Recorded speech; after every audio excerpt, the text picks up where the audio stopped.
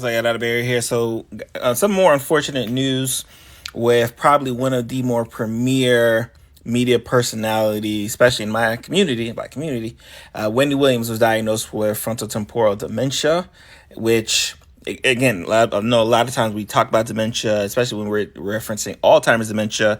This is a different one. And this is one that causes a lot of issues because of the progressiveness of the issues that are arising. And you see, according to the article, she's also diagnosed with aphasia. Now, this is something that kind of ties along with the frontotemporal portion of the dementia, where you have this progressive decline in whether it be motor function, you have a progressive decline in behavior, you have behavioral changes, you have progressive decline in the way you communicate. So imagine someone who has been known majority of her life as a person who communicates to the masses having a disease like this. So this is very, very tough to hear as far as diagnosis. And kind of the article mentions Bruce Willis was also affected by this, right? The reason why he can't do any more movies, right? Because he can't speak, right? Like it progressively affects how you live. And we talked about just this aspect of kind of taking advantage when things are going good, right? Like living in said moment. Because here, and let me see how old she is.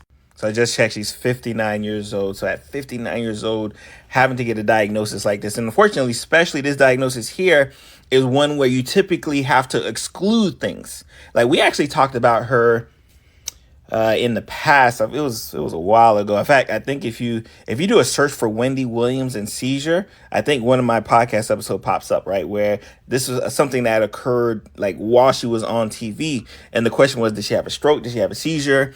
Was this a precursor symptom? I don't know. I don't think so. I'm not sure what happened.